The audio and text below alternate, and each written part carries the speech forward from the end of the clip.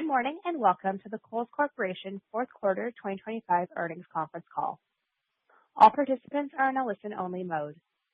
After the speaker's remarks, we will conduct a question-and-answer session. To ask a question at this time, you will need to press star followed by the number 1 on your telephone keypad. As a reminder, this conference call is being recorded. I'd now like to turn the call over to Trevor Novotny, Director of Investor Relations. Thank you. Please go ahead. Thank you. Certain statements made on this call, including those regarding our projected financial results, business outlook, and future initiatives, are forward-looking statements. These statements are based on current expectations and assumptions and are subject to certain risks and uncertainties that could cause Kohl's actual results to differ materially from those projected. These risks and uncertainties include, but are not limited to, the factors described in Item 1A of Kohl's most recent annual report on Form 10-K, and as may be supplemented from time to time in Kohl's other filings with the SEC, all of which are expressly incorporated herein by reference. Forward-looking statements relate to the date initially made, and Kohl's undertakes no obligation to update them. In addition, during this call, we may refer to certain non-GAAP financial measures. Please refer to the cautionary statement and reconciliation of these non-GAAP measures included in the investor presentation filed as an exhibit to our Form 8-K as filed with the SEC and available on our investor relations website. Please note that this call will be recorded. However, replays of the call will not be updated. So if you are listening to a replay, it is possible that the information discussed is no longer current, and Kohl's assumes no obligation to update such information. With me this morning are Michael Bender, our Chief Executive Officer, and Jill Timm, our Chief Financial Officer. I'll now turn the call over to Michael. Thank you, Trevor. Good morning, everyone, and thank you for joining Kohl's fourth quarter earnings call. Before I begin this morning, I want to express my sincere gratitude to the entire Kohl's team. 2025 was a year of substantial change and notable progress. I appreciate the way our teams adapted and committed to new ways of working for the business. We're ending 2025 in a stronger position than we started, though important work remains ahead of us. Thank you for your continued dedication and belief in Kohl's. During this transformational time for our business, we are taking a long-term view. We take accountability for our performance each quarter while making decisions for the long term, with the understanding that progress will not be a straight line. Over the past year, our efforts have been focused on resetting our foundation. This focus is intended to stabilize the business and strengthen our operational ability to build for a stronger future. In 2025, we made meaningful progress, and this aggregate work has us moving forward in the right way. While we've made progress addressing issues and strengthening areas of our foundation, that work will continue to be the focus for most of 2026. Addressing operational opportunities and modernizing our processes and ways of working is critical for what comes next for Kohl's, and there are no shortcuts. We're confident that the work we're investing in now is essential to improving our business and getting back to growth. During today's call, we would like to discuss 3 items with you. First, we'll review our fourth quarter performance. Next, I will provide an update on how we will execute against our key initiatives in 2026. And lastly, Jill will give more details on our Q4 financial performance, as well as give guidance to 2026. Although we are not pleased with our top-line results in the fourth quarter, as comparable sales decelerated to down 2.8%, we are pleased with our strong inventory discipline and expense management, helping to deliver diluted earnings per share of $1.07, well ahead of last year. We also strengthened our balance sheet, ending the year in a strong cash position with no borrowings on our revolver. While not the primary driver of these sales results, severe weather was responsible for about 70 basis points to our comparable sales decline, as approximately half of our stores were closed during the winter storms toward the end of January. Beyond the impact of winter storms, we have identified 2 primary factors impacting our Q4 top-line results. First, we have an opportunity to better execute our fall seasonal business. The softness in this category uncovered some operational opportunities for us with regard to our inventory depth and allocation. We do not consistently have the right product in the right quantity in the right places. This issue was outsized in our smaller format stores, which meant we were not consistently able to meet the demand in key moments. However, we continue to experience positive growth in our year-round businesses, including the emphasis on core basics and essentials, which were not impacted by inventory allocation issues. Second, we needed to offer breakthrough pricing during our key holiday shopping periods to drive more excitement for customers to choose Kohl's. During the fourth quarter, we lost some competitive ground during high-traffic shopping windows, including Black Friday, Cyber Monday, and the week following Christmas. We know consumers are more value-conscious, and there is opportunity for us to regain share during these windows through strong promotional statements that better align to our customer needs and priorities. Consistent and differentiated value statements across marketing, in-store, and online will be a catalyst to improve our performance. While acknowledging and addressing these issues from Q4, we remain committed to the path we're on to improve the business. This year, we made significant progress, resulting in a 300 basis point improvement in our comparable sales from last year. There were a number of areas that drove progress this year, beginning with our Kohl's card customer, who improved 120 basis points from the third quarter, now running down mid-single digits. While this performance is not where we ultimately want it to be, we are encouraged by the significant progress we've made from the first half of the year, where these shoppers declined in the mid-teens. The re-engagement of this shopper is instrumental to Kohl's long-term success, as they are the most productive customer we serve. Additionally, we remain pleased with the performance of our non-Kohl's card customers and new customer acquisition. Overall, we are proud of the progress we've made toward re-engaging our Kohl's card customers while continuing to attract and serve new customers. Next, we have made solid progress across our proprietary brand portfolio. Although these brands were down 3% overall in the quarter, our proprietary apparel was flat, with the decline primarily driven by our home business. Our juniors business, which grew 8% in the quarter, continues to benefit from investments in our proprietary brand SO.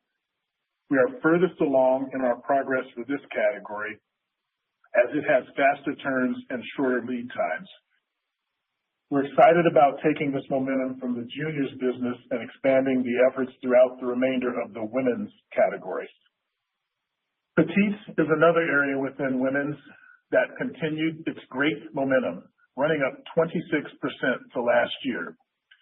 This category benefited from the in-store presence we built with key proprietary brands LC Lauren Conrad and Simply Vera Wang. Our men's and kids departments also showed strength in proprietary brands, both running positive comps in the fourth quarter. This strength was driven by brands like Flex, Tech Gear, Jumping Beans, and Apartment 9.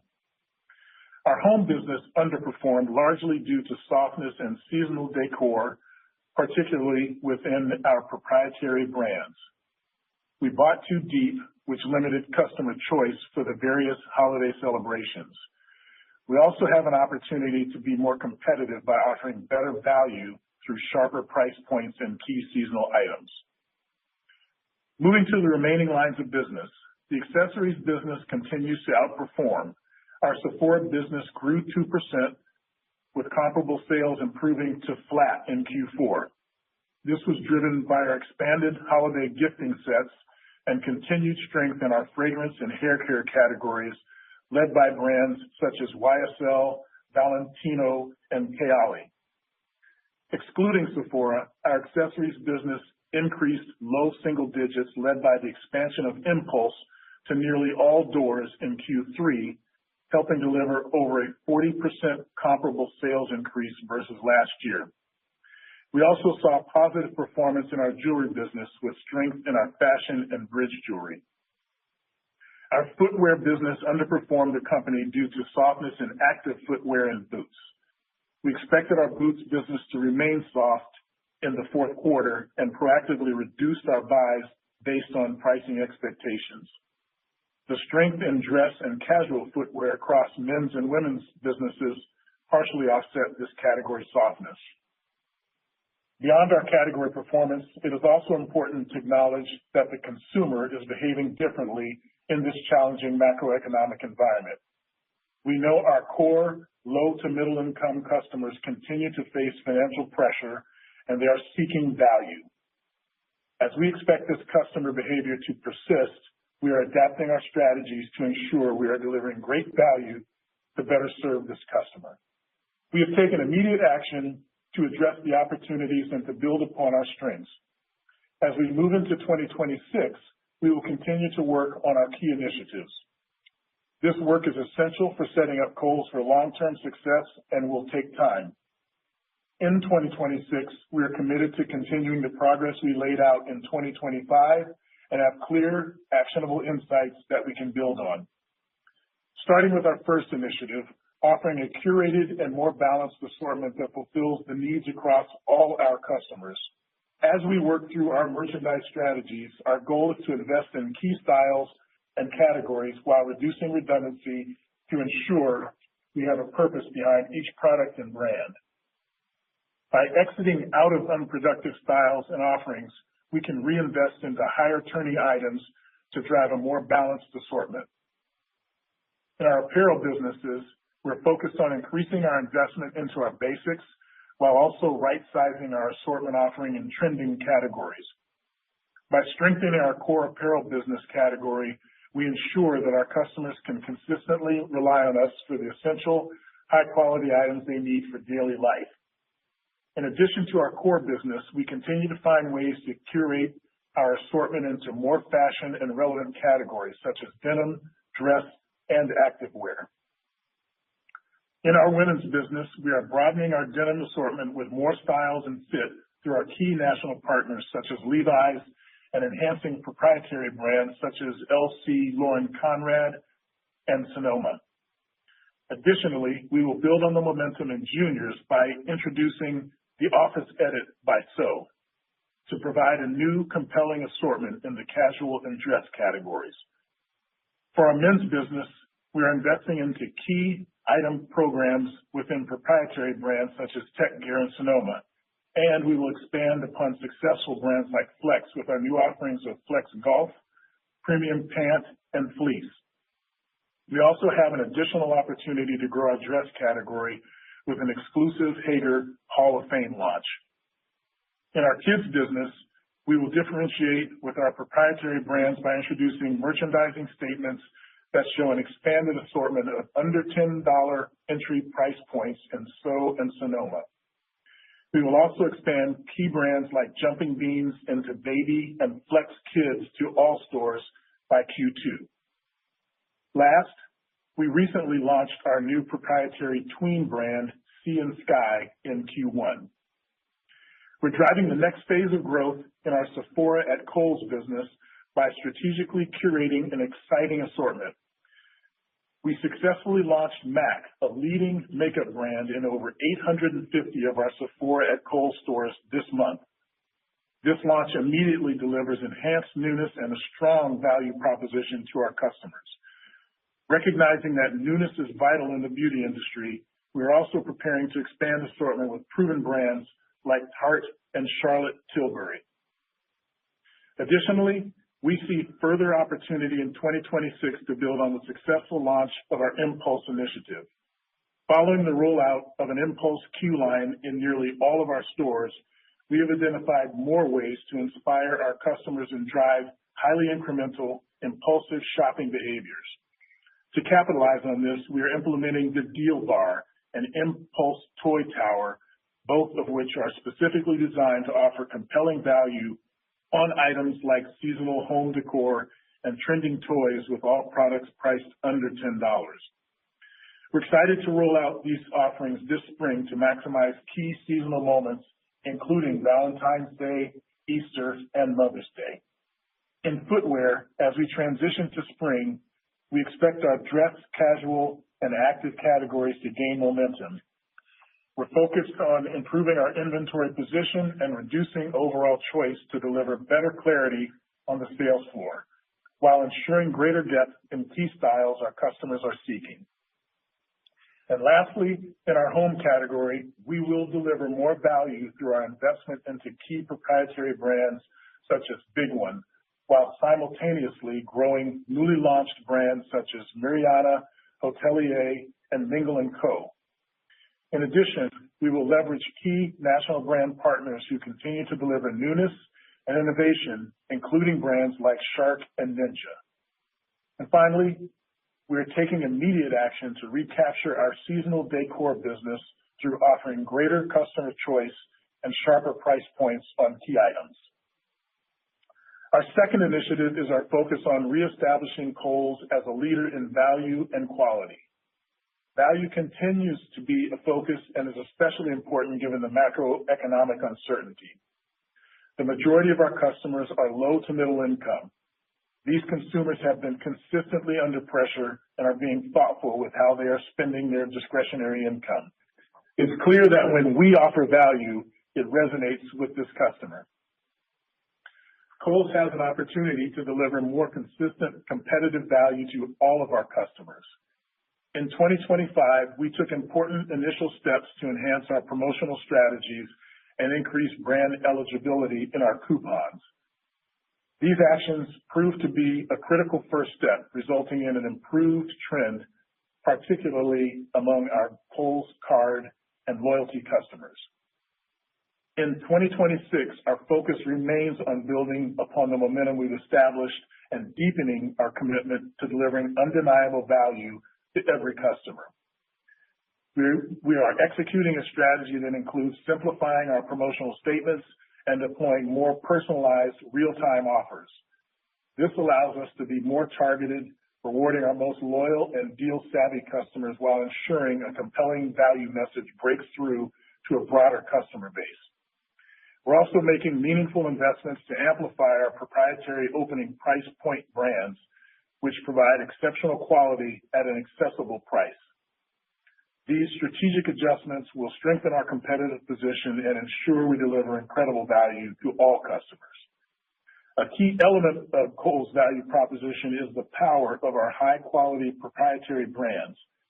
This year, we are committed to increasing our investment into proprietary brands inventory, marketing, and experience. In the women's business, we are excited about the work we are doing to amplify key proprietary brands LC, Lauren Conrad, and Tech Gear. In stores, we are elevating the experience to improve findability and inspire our customers. To achieve this, we are adding improved signage for better wayfinding, highlighting key styles with mannequins, and adding Find Your Fit communication to better help customers find the product and fit they desire. This experience will be completed with our LC Lauren Conrad brand in Q1, and we will complete the Tech Gear experience in Q2. We are also excited to build off the momentum of another strong proprietary brand in Flex. Last fall, we introduced Flex to our kids category in 300 stores. Currently, we've expanded this to 600 stores in Q1 and are expecting to be rolled out in all stores by Q2. In addition to the investment we are making into our proprietary brands inventory and experience, we will be supporting them with a new marketing campaign celebrating our Buy Kohl's brands. The Buy Kohl's campaign will put a spotlight on the great brands that customers can find only at Kohl's. We will focus on several Buy Kohl's brands by highlighting style, quality, fit, and aesthetic. To accomplish this, we will be leveraging our Kohl's Mom this spring, utilizing a strong cross-channel campaign including fun social content, TV, and digital video. We're also creating a landing page on our website and app to better highlight the proprietary brands to our customers.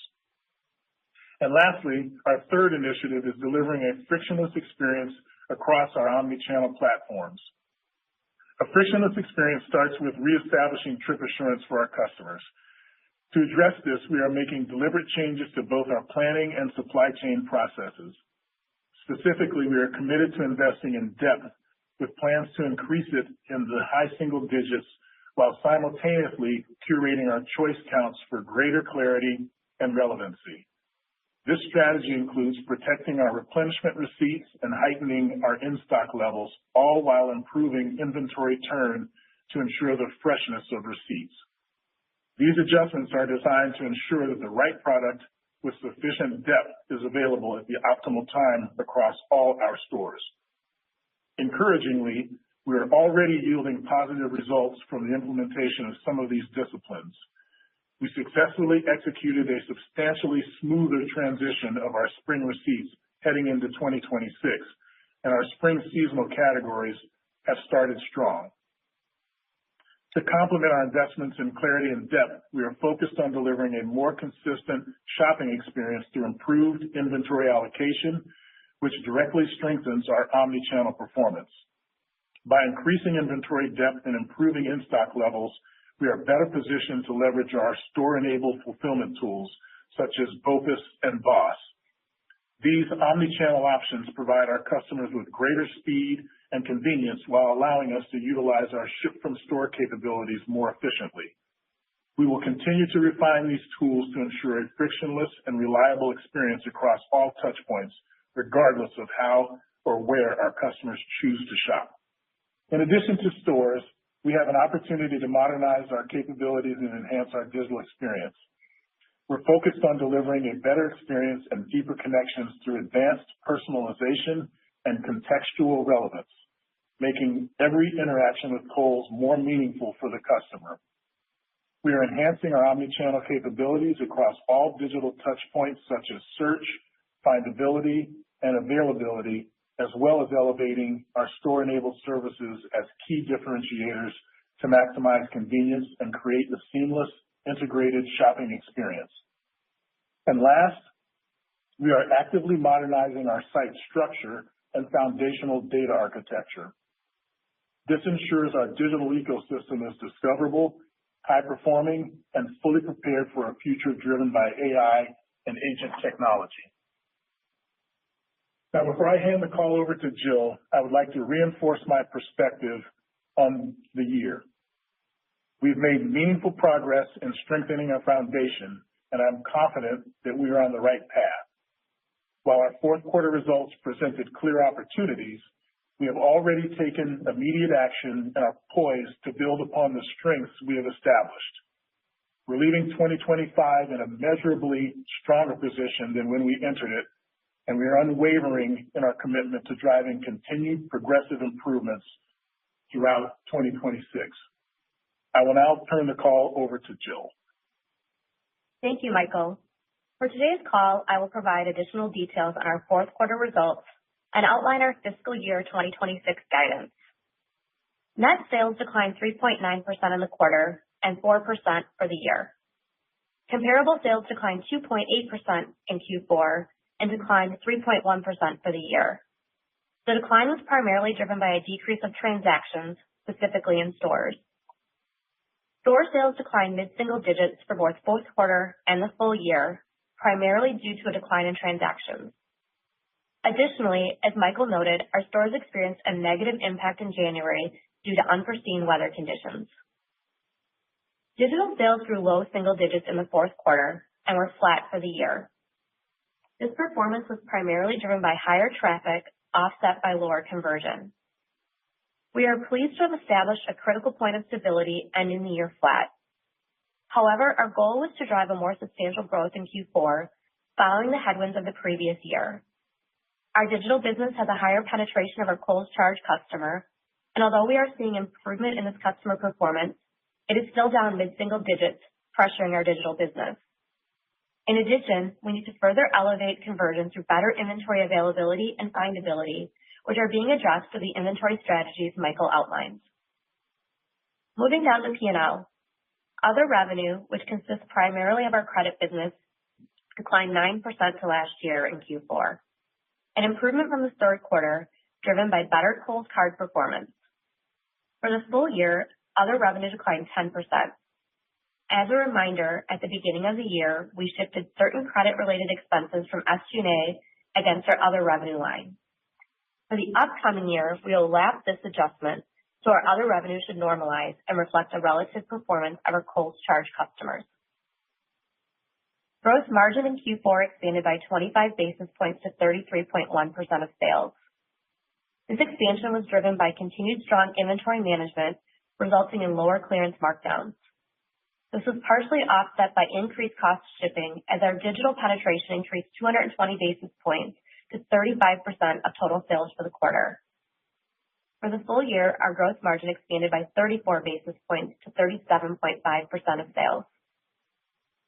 SG&A expenses decreased $76 million, or 4.9% in Q4. Excluding the shift of credit-related expenses, SG&A declined 4.1%. The decrease in SG&A was driven by lower store, marketing, and fulfillment-related expenses. For the year, SG&A expenses decreased 4.1%, and excluding the shift of credit-related expenses, SG&A declined 2.8%. Depreciation expense was $174 million in Q4, a decrease of $9 million. For the year, depreciation declined $43 million to $700 million. The decline was mainly driven by closures of stores and one of our e-commerce fulfillment centers last year. Interest expense was $59 million in the fourth quarter and $288 million for 2025. This was a reduction of $15 million for the quarter and $31 million for the full year. The decrease was a result of the execution of an open market debt repurchases at a discount of $11 million in the fourth quarter and lower utilization of the revolver throughout the year. Our tax rate was 18% in Q4 and an adjusted tax rate of 16% for the full year. Adjusted net income in the fourth quarter was $125 million, resulting in adjusted diluted earnings per share of $1.07. Adjusted net income for 2025 was $186 million, or adjusted diluted earnings per share of $1.62. Moving on to the balance sheet and cash flow. We ended the year with $674 million of cash and cash equivalents, an increase of $540 million from 2024. Inventory decreased approximately 7% compared to last year. Our disciplined inventory management has enabled the more timely flow of transitional receipts, positioning us with stronger, fresher spring inventory as we enter 2026. Operating cash flow was $750 million in Q4 and $1.4 billion for the full year, a $700 million increase from 2024. Our capital expenditures were $64 million in Q4 and $372 million for the year. In addition, we achieved our goal of fully exiting the revolver with no borrowings at the end of the year, and we further deleveraged our balance sheet by buying back $87 million of long-term debt at a discount to par value during the quarter. In 2025, we returned $56 million to shareholders through our quarterly dividends. And as previously disclosed, the board on February 25th declared a quarterly cash dividend of 12.5 cents per share payable to shareholders on April 1st. Now let me provide details on our outlook for 2026. We believe the actions we are taking, as well as the strategic initiatives laid out by Michael, will allow us to continue making progressive improvements for the business in 2026. Our outlook reflects our confidence in our ability to execute against these initiatives with great discipline, while considering the uncertain macroeconomic environment we continue to operate in. We remain cautious as our core low to middle income customers remain choiceful with their discretionary spending. Our outlook for 2026 is as follows. For the full year, we currently expect net sales and comparable sales to be in the range of a 2% decrease to flat versus 2025. Operating margins to be in the range of a 2.8% to 3.4%, and earnings per share to be in the range of $1 per share to $1.60 per share. Now let me share some additional guidance details. We expect other revenue to be down 4 to 6%. The decrease is due to lower accounts receivable balances driven by sales underperformance in 2025 by our credit customer. Gross margin to be flat to down slightly, driven by increased proprietary brand sales, offset by increase in digital sales and elevated promotional offers as we drive more value for our customers. SG&A dollars to be in the range of down 0.5% to down 1.5%. These savings will be driven by lower store payroll, marketing, and supply chain costs. Depreciation and amortization of $700 million, interest expense of $285 million, and a tax rate of 22%. We will continue to manage inventory tightly and expect inventory to be down low to mid-single digits, and capital expenditures to be in the range of $350 million to $400 million. As we anticipate the new initiatives to take time to have an impact, we expect sales to build throughout the year. And although we are pleased with our start to Q1, specifically in our spring, seasonal, and year-round businesses, there's a lot of quarters still ahead of us. We expect Q1 comparable sales to be down low single digits, with the remaining metrics balanced by quarter. With that, Michael and I are happy to take your questions at this time. As a reminder, to ask a question, please press star followed by the number 1 on your telephone keypad. Our first question comes from Chuck Grom from Gordon Haskett. Please go ahead. Your line is open. Thanks very much. Can you just talk about the Buy Kohl's campaign that you're going to launch this spring, what it's going to involve? And then laterally, what's your expectations for comps in 2026 amongst your Kohl's cardholder, given the recent improvement that you saw in the back half of 2025? Yeah, maybe I'll take the first half of the question, Chuck, and Jill can handle the second part.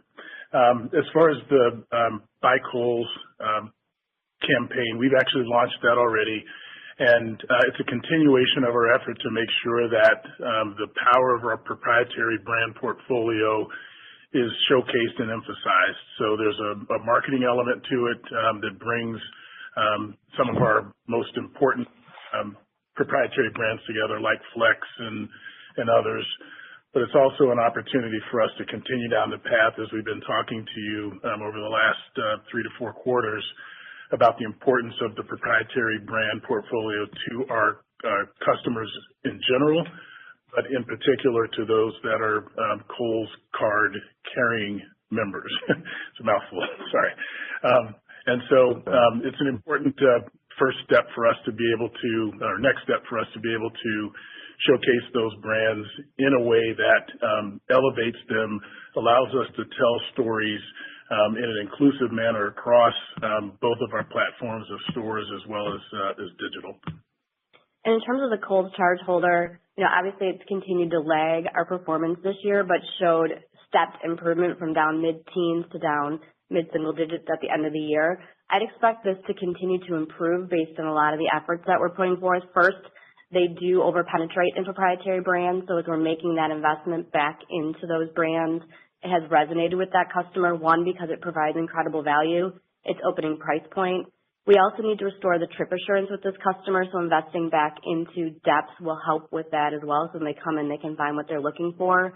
A couple other key things that we've done is the coupon eligibility resonated with this customer, as well as we've bought back into jewelry and petite. So I think you're going to see a build in this customer. It will probably still lag in the front half of the year. I think it will catch up in the back half of the year. The good news is our non-Kohl's charge customer has been running positive, and we continue to see new customer acquisition up as well. So those are definitely driving our business. We just need to get this customer back into parity with our comps, and I think that'll happen more in the back half of the year as some of these new initiatives start resonating more with that customer. Okay, great. And then just on the credit revenue line, you're guiding down 4 to 6. Is there any geographical shift across the P&L that's happening? Or just maybe explain why you expect it to be down. And then just, bigger picture, is there a way to size up how much of an impact the shift away from your proprietary brands over the past handful of years has actually had on your credit business, given that I believe that the cardholders likely over-index to own brands versus national? Just trying to understand the implications from credit because of the shift away from mix in recent years, and I guess the opportunity that it indirectly presents. Yeah, I would say it's going to lag, so that's why we're down and lagging from a sales perspective. We're coming into the year with less accounts receivable, which is what really generates that interest revenue and the late fee revenue for us. So it's always going to lag. You make your purchase in month one. We don't start billing you until 30 days later. You don't start getting accrued into interest for 30 days, and then it really builds and accumulates. So it's always going to lag top line, just given the lag of those purchases. I would agree. As we move into proprietary brands, they definitely over-penetrate into that category. We were really void of an opening price point in our store over the last couple of years because we hadn't invested into proprietary brands, and this customer was finding that value elsewhere. The good news is she continued to shop us. We just got less frequency from this customer. So as we've brought back coupons, as we've brought back proprietary brands, we're starting to see that reaction to our customer, which is really what is driving that 120 basis point improvement in that comp from Q3 to Q4, and really moving from down mid-teens to down mid-single digits by the end of the year. So big improvement. We continue to expect to see improvement, but it will lag on that credit revenue line just because of how the interest and late fees accrue to the balances. Got it. Thanks a lot. Thanks, Chuck. Our next question comes from Mark Altschwager from Baird. Please go ahead. Your line is open. Thank you. Good morning. Michael, you outlined several initiatives today. Which of these do you view as the most immediate catalyst for recapturing market share in 2026? Furthermore, how should we think about the scaling here where these assortment pivots and other initiatives provide enough lift to drive a return to comp growth? Yeah, thanks for the question, Mark. I would say just carrying on Jill's commentary around proprietary brands, that's been a significant focus for us in the past, call it 8 to 9 months or so, in terms of restoring what we believe to be the proper balance. And again, we're not targeting a specific number that we're looking for from a mix perspective, but proprietary brands, for a number of different reasons, are really a focus for us in bringing and restoring the activity that we need with our customer. Jill mentioned the importance of the Kohl's credit card carrying customer. They index heavily toward proprietary brands, so that'll be a big focus for us.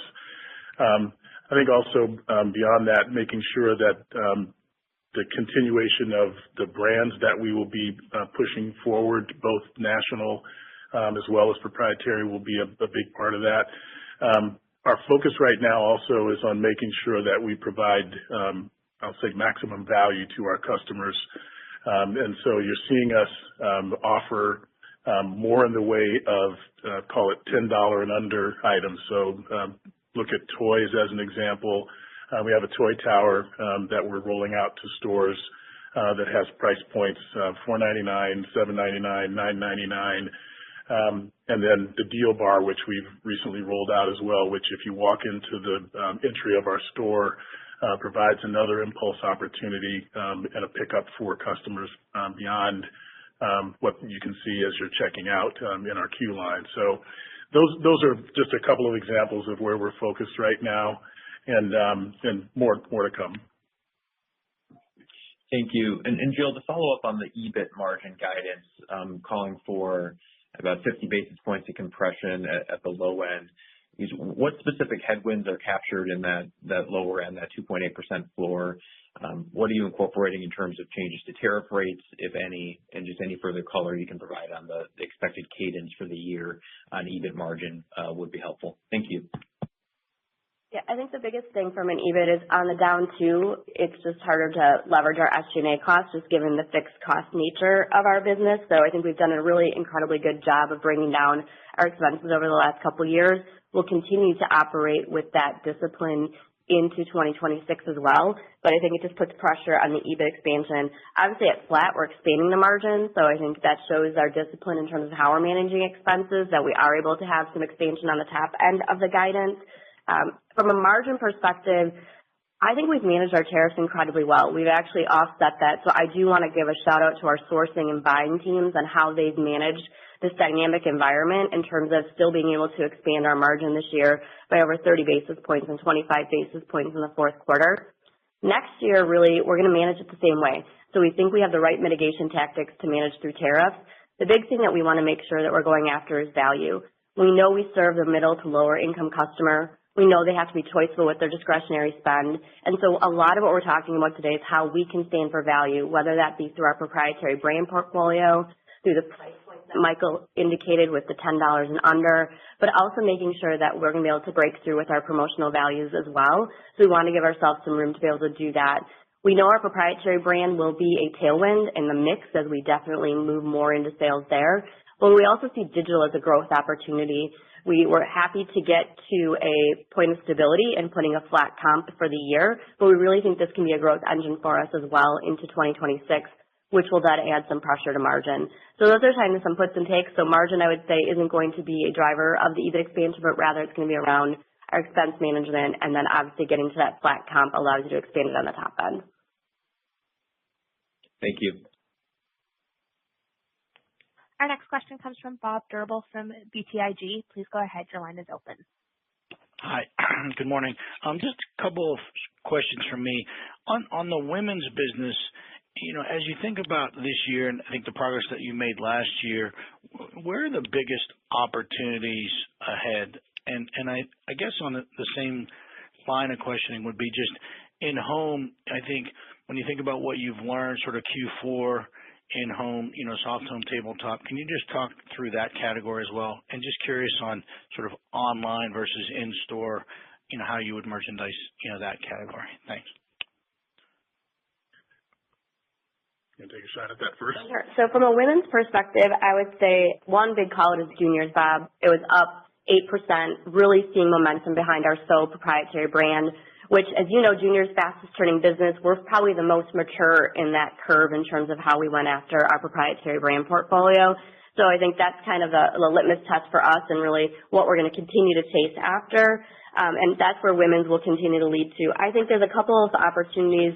If I think about women's, we're in a denim cycle, so you're going to see us leaning into our proprietary brands with Elsie, Lauren Conrad, and Sonoma, but also great national brand partners like Levi's. So that's going to be coming to life in our store as well.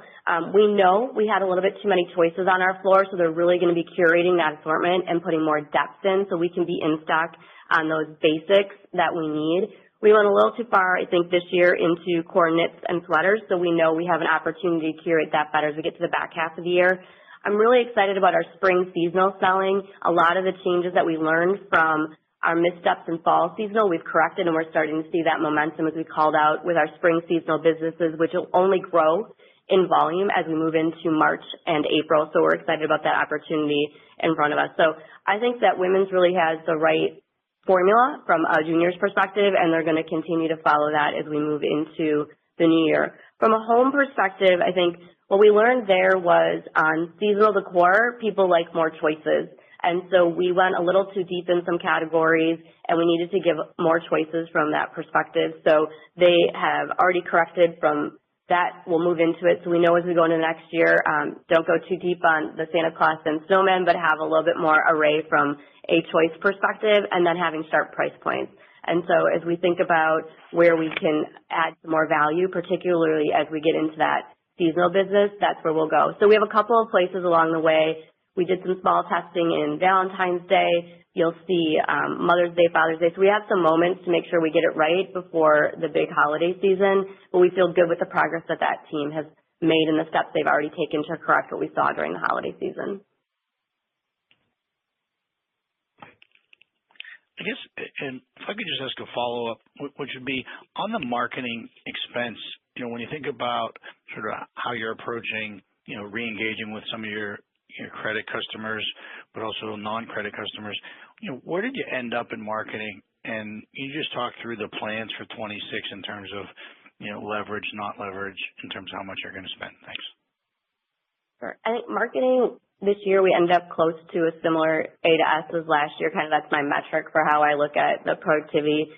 What I would say is we always look at opportunities. That team has done an amazing job of finding productivity and making our working media work harder for us. So it has been a way for us to save some money. However, we spend a lot of time with our chief marketing officer about where and how we can invest back in to drive sales.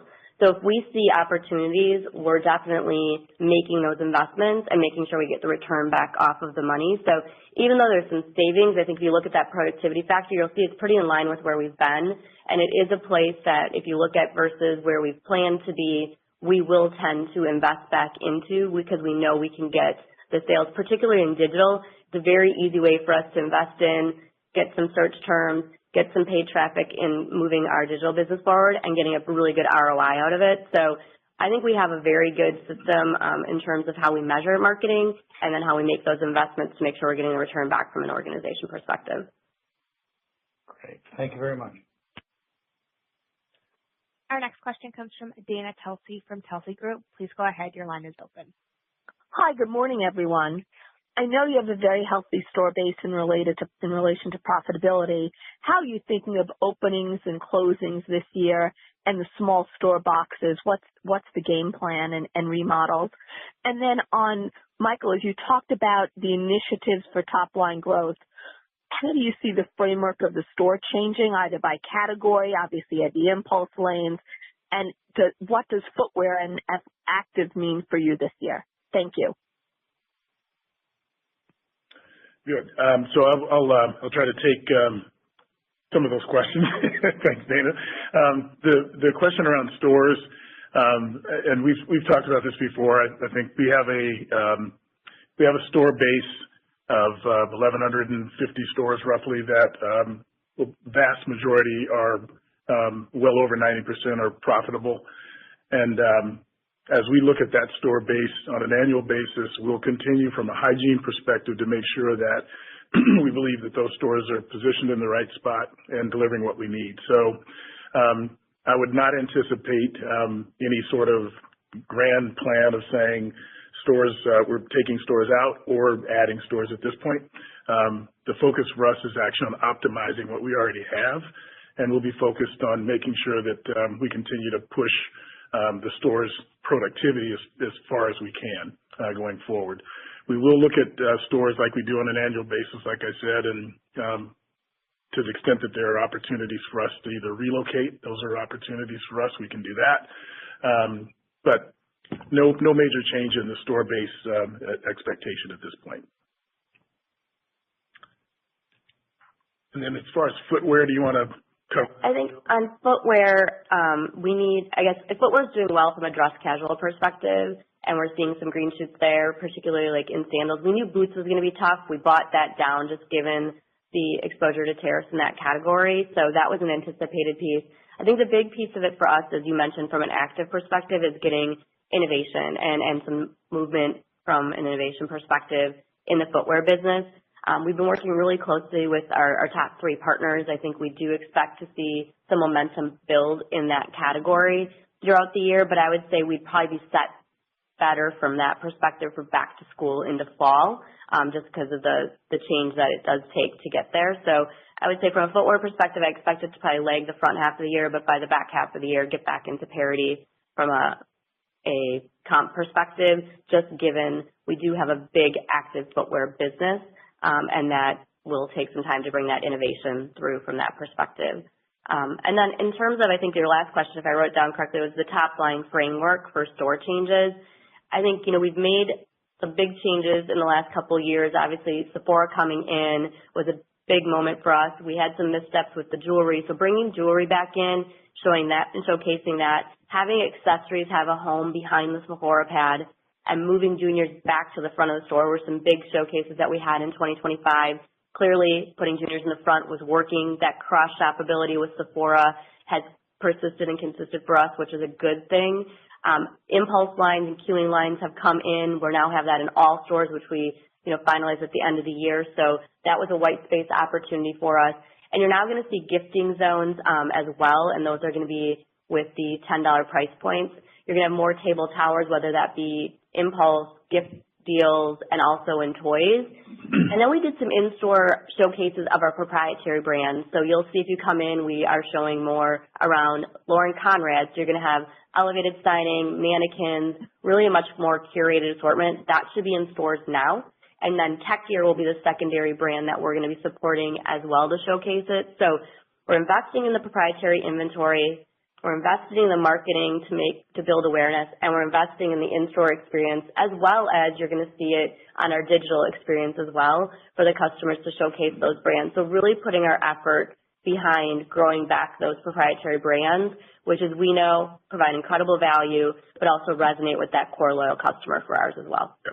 And Dana, just to add on to what Jill was saying, what you're hearing her talk about is trying to bring some fun and excitement back to particularly the store environment. So we've talked to you before about the storytelling nature of retail and what's important in being able to not only curate the right assortment, which is what our customers are asking for, but also do some storytelling. So whether it's the use of mannequins, the way we position an LC by Lauren Conrad brand, like Jill just mentioned, in our stores, those are all important aspects of us being able to actually bring some fun back to the Kohl's environment and make sure that what we're offering is not just an item at a price, but also a story around it, so that whether it's the entire outfit that we can display and talk to from a mannequin standpoint, those are the kind of things that are important for us that we think will help enhance the experience in store for our customers as they engage with us.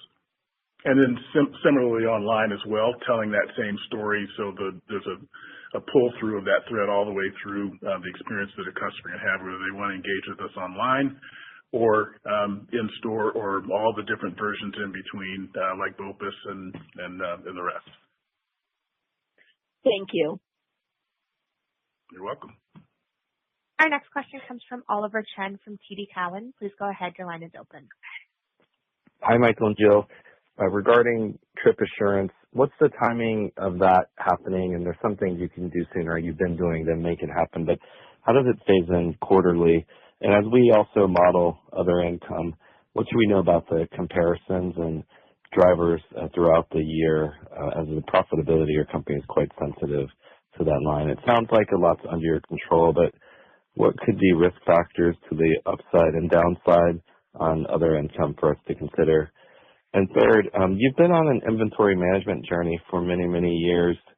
I think it's different now, but what's different in terms of breadth versus depth? It sounds like there's some decisions that were made that were self-issues in terms of what you're choosing to do with basics and others. Thank you.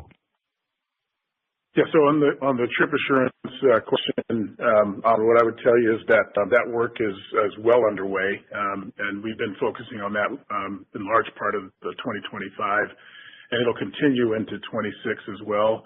And the whole focus there is our customers count on us to actually have what they're looking for, whether it's online or in store, particularly in store. And what we've been doing is curating the assortment to the point where we have the appropriate level of choice, and in many cases that means reducing the choice offerings that we have, but at the same time actually going deeper on that, so that particularly in the basics area, and that work will continue. Our teams collectively across the organization have been working diligently on that over the last several months and the last number of months, and we feel like we're making good progress in that area.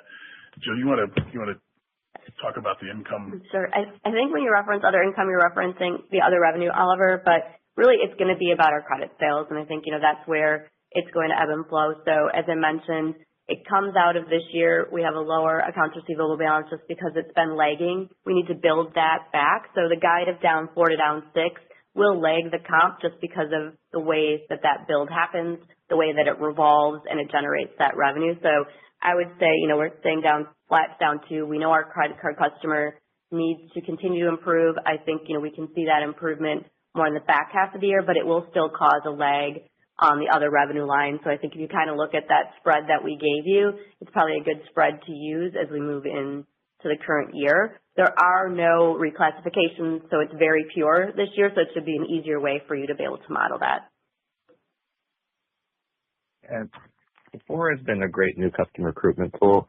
What's your latest thinking on the best adjacencies next to that, and where are we, given that there's lots of nice conversion opportunities? And lastly, Michael, this is simple but hard, but what do you think it takes to positive comp in stores? Like, there are a lot of great things happening, but what's your visibility or your thoughts on which ones will be the critical drivers just to get back to positive comps on multiple years of negative comps? Thank you. Sure. On the Sephora question, we feel very good about the partnership there. In terms of the adjacencies, we have moved juniors across from Sephora, so we feel like that was a positive move and is paying dividends for us in terms of a customer coming in for Sephora purchase and then turning out and seeing what's available. That's a younger, oftentimes more diverse, more digitally savvy customer that comes in to shop for Sephora.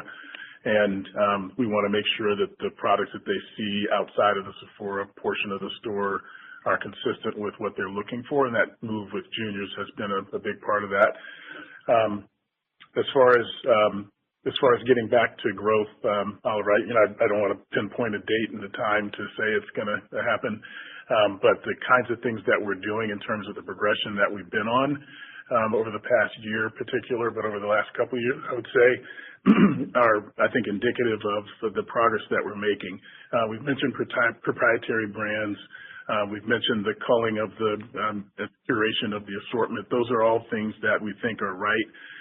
I talk to the team all the time here about, I use the analogy of a restaurant that, we've got to get the product right because that's what people ultimately come for. Experience and all the other things that are wrapped around it are important as well, and we're working on those as well. But we got to get the product right to make sure that that's what the customer continues to come back around. So we'll continue to focus on building that space to get back to growth eventually. What I would tell you is that if you look at the progression that this organization's been on over the last, call it a couple of years, we had a -6 comp 2 years ago. We produced a -3 comp this past year in 2025. We're giving you guidance, as Jill mentioned in her commentary, of being flat to down 2.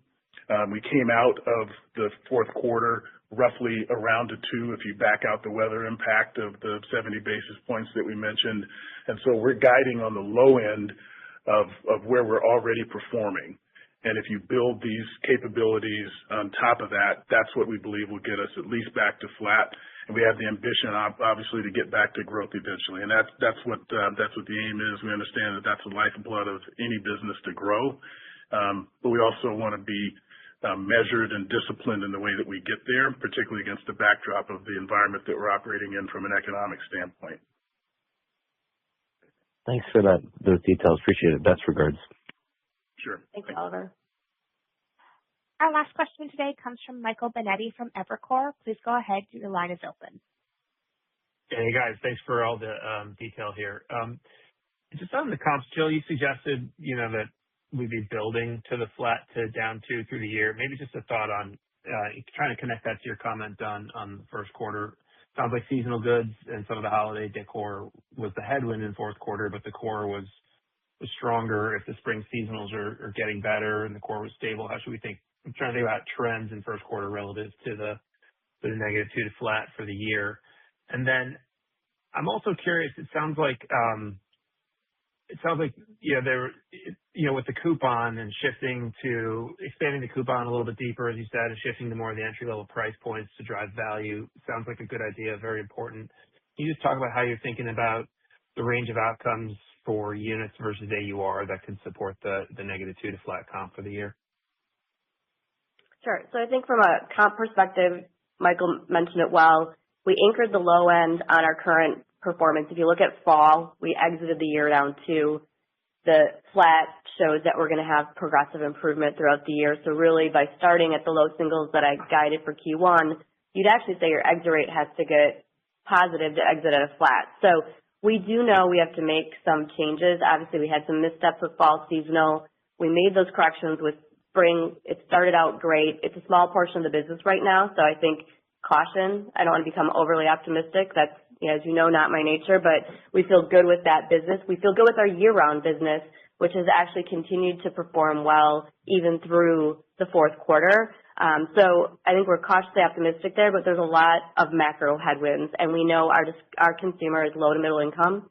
They're under a lot of pressure. Obviously, a lot of things happening today that is taking their discretionary income. So we also want to be mindful of the environment that we're operating in. So we're kind of balancing that as we enter into this year. We also know a lot of these investments into depth are going to happen as the year progresses. We mentioned footwear. We know we have some new innovation coming, but we don't expect that till the back half of the year. So there are things that are happening, but it does take some time to make those moves. So we wanted to make sure we gave ourselves that room within the guide to be able to make those changes. And as we continue to show progressive improvement throughout the year, that will show that these efforts are working. But I think as Michael mentioned in his prepared remarks, it's not going to be a straight line. I mean, there are going to be some ups and downs, and it's not just within these four walls that we get to control what's happening. We do have to be mindful of the external environment, which brings us to why the coupon and the opening price point is so important. We know that our customer, particularly the low to middle income customer, is going to over-penetrate in these value brands, so we need to bring that to them. We've seen, I think if I look back for the last 20 quarters, Michael, we typically have seen a pretty flat average transaction value. Our issue continues to be traffic. So whether we're bringing in higher price point or lower price point, they will fill that basket, and our average transaction value typically has stayed relatively flat-ish. It really comes down to driving traffic, which you've heard a lot more about marketing in this call because we know we need to continue to drive that traffic both in stores and digitally. We've done an incredible job digitally. Our traffic was very solid in the fourth quarter. We need to continue to do that to the stores, and I think the investments we're making in that experience, like Michael outlined, is a way for us to bring in some more traffic as well as just a better flow of goods. We transitioned in January this year, which is probably the first time we've done that in a long time, bringing in newness, having those transitional goods. It gives that customer a better reason to shop. And just on that inventory management, it affords us more currency of inventory and flowing goods faster, which we also think could be a driver of trips. So I actually feel well positioned as we enter the year, but I would say that I'm also just cautious, being mindful of the macro environment that we're operating in. Okay. Thanks a lot for all the help, Jill. Great. Thanks, Michael.